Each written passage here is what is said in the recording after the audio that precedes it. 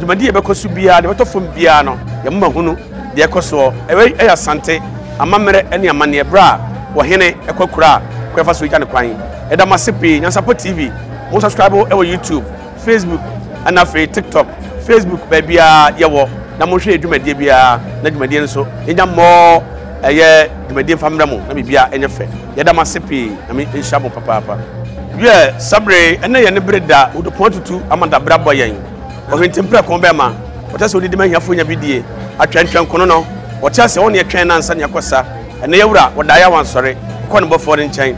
yewura santehene wotoko so ahuna bobrem asantema nyina yewura otumfo se to bibia wo santehene ene nana asantehema ene nananom nti yewura kromwa no aye beja ehase eno awukuro ene ya wada anadwo yewura beko bem the senti sabri adofo abemu mpanifo ene adofo ni aboafo fetishire bencheye enyina bepiem ohuri jempe na ekoi tadi abede kantankran atwentwan kono no wote ase ye twen na ansanya kwasa enyanko amfre abodoma frɛ wonna to apentia na nkesu frɛ no so bombe ma wote ase bomu a na fafo akodaja ehuna bebrimbe ma na ekoi o the senti amani braba owo trimoden owo ye monwono owo amanyempani asa a ene de abawo the senti sakwan etua bayire ni pam the form na etretre ye ofabremu dabremu susu bai na obi ahwembo nananam kan se ampa abe ewo de sakwan etua na bayire ni pam the form na etretre lasibre yewura